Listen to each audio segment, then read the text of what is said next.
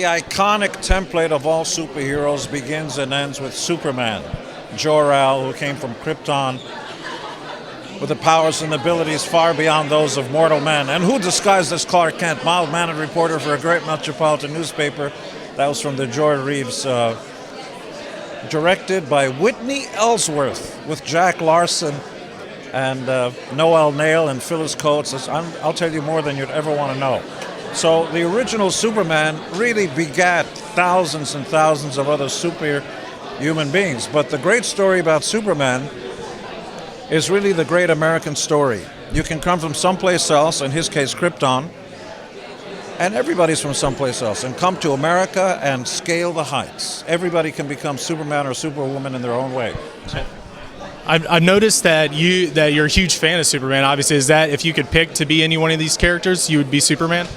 Well, who wouldn't want to be invulnerable? Out of all the Superman, or out of Superman's powers, which one would you choose, or which one would you feel like is the best one? Well, you could do the jokes about the X-ray vision, but being invulnerable is probably the best one, whether you can fly through the air or not. The idea that bullets can, faster than a speeding locomotive, able to leap tall buildings in a single bound and all that, but ultimately not being able to be hurt on the outside. But of course, his Achilles heel has always been Lois Lane.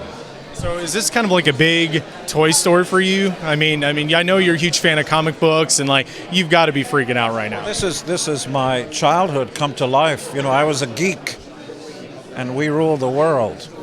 You know, all the stuff that comic book stuff were originally called funnies.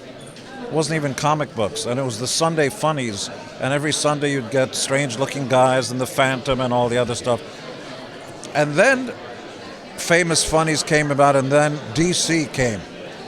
National Comics and Superman and Green Lantern and ad infinitum ad nauseum. And the idea that they all had secret identities, that they were normal, everyday people, and kept their identities a secret when they became Superman, really says something very, I don't know,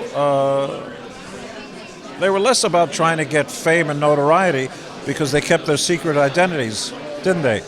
Are you going to try to get a giant Gene Simmons in here? I am a giant Gene Simmons.